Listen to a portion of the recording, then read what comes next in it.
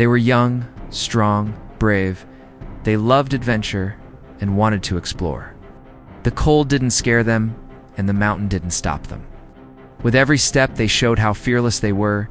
They believed and they felt unstoppable. But somewhere between the top and the trees, something was waiting.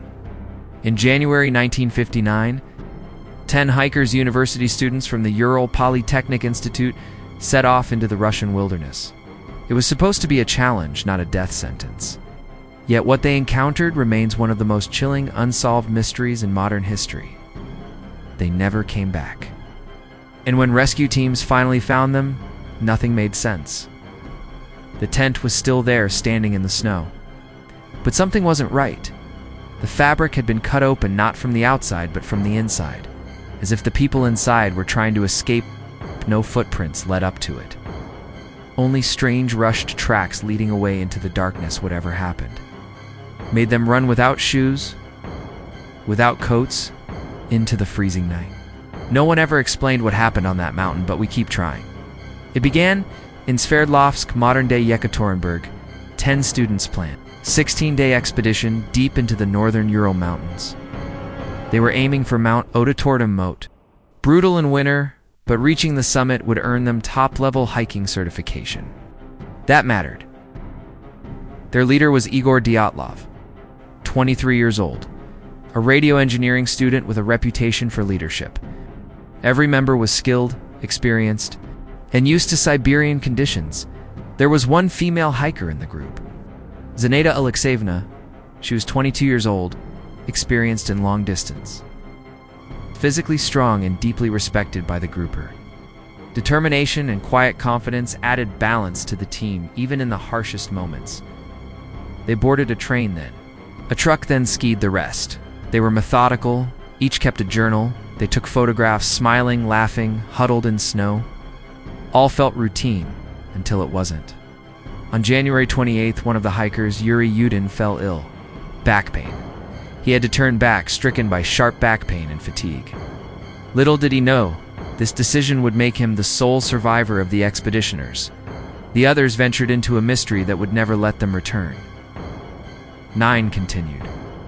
Skied through whiteouts and blizzards, makeshift stoves, played mandolin, and recorded everything.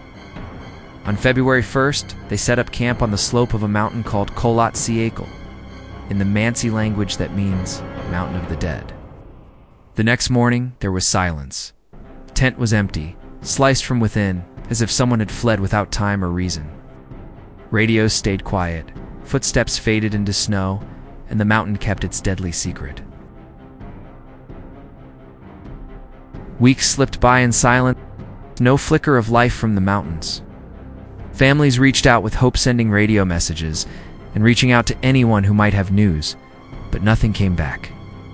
What began as quiet concern soon turned into deep fear as parents and friends realized their children weren't just delayed, they were missing. On February 20th, a rescue operation began in search of missing hikers. On February 26th, they found the tent. It had been sliced open from inside like someone had clawed their way out.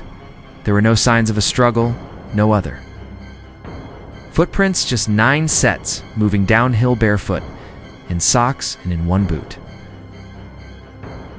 Down by the trees, 2 bodies were discovered lying beneath a cedar. Half naked, burned hands, skin embedded in the bark, they had tried to climb it. 3 more bodies were found lateran, frozen with arms shielding the face, another with blood at the lips, missing eyes. Dyatlov's body found face down in the snow inches from camp. It looked like they were trying to crawl back. The last 4 were found after months, buried under meters of snow in a ravine. Their injuries were brutal. Zina had no tongue, no eyes, skull cracked. Another man had his ribs shattered. Another had a crushed skull, yet no external wounds, no bruise, no blood trail. Nothing made sense. An avalanche? Maybe, but why leave the tent with no boots, no gear? And why did the injuries not match what an avalanche would cause? The case was closed with one phrase: death caused by an unknown compelling force. People weren't satisfied. Locals spoke up. Mansi people warned that the area was cursed, that the lights came there often in shape of glowing orbs. floating spheres, silent fireballs, and seen in the sky near the time of the hikers' deaths. Some soldiers reported them too. Others whispered about secret weapons tests, about radiation, about sound experiments that affected the brain. Theories exploded. The most common theory, and the one officially accepted in 2020, is that an avalanche struck the group in their sleep. They woke suddenly, slashed the tent from the inside, and fled into the night to avoid being buried. But the tent was still partially upright. The slope angle was too shallow for a typical avalanche, and the injurious crushed skulls and shattered ribs didn't match what snow alone would cause. If it was an avalanche, it was unlike any we've seen before. Victims may undress a known effect called paradoxical undressing and wander. Unaware of danger, some of the hikers were found with little clothing. Their hands and feet showed signs of frostbite, but not all bodies matched typical hypothermia patterns. Yet hypothermia doesn't explain the violent injuries or the missing tongue and eyes. Some whispered that hikers were attacked and murdered by unknown killers. The brutal trauma supports this idea. But there were no signs of a struggle in or around the tent. No other footprints were found except the hikers. No weapons, no blood trail, just chaos and cold. If it was murder, it left no fingerprints, no evidence, just silence. And some believed the hikers disturbed a sacred ground, trespassed into a place that didn't welcome strangers. That there was a darkness buried deep beneath Thesna watching, waiting, awakened. Not a spirit, not a beast, but something older. Something evil, the kind that twists the world around you, not with teeth or claws, but with confusion, panic, and silence. One moment they were laughing, the next fleeing barefoot into the frost, abandoning their only shelter in a blind rush. Their minds lost, their bodies broken, the injuries were too brutal, the tent sliced from within. No screams, no help, just footprints trailing into the woods. They say evil doesn't always roar. Sometimes it whispers, it lingers in shadows. It waits until curiosity steps into the wrong place. And that night in that mountain it answered. Some people talked that the rescue team witnessed something they shouldn't have and were silenced. Why, there was no sign, no bullets, no blood. Just silence and deep snow. There was one who survived, Yuri Yudin. He turned back before the snow swallowed everything. Like some have asked, was it fate?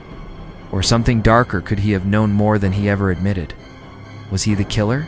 We may never know.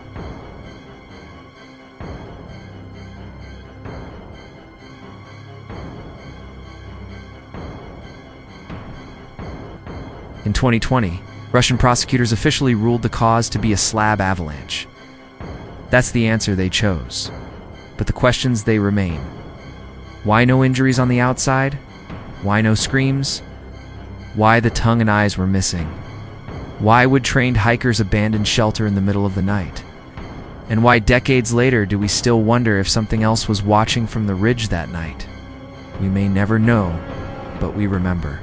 Their names, their laughter, their trust and logic. In the moment logic disappeared into the snow, somewhere on that slope something terrible happened, and it was never meant to be found.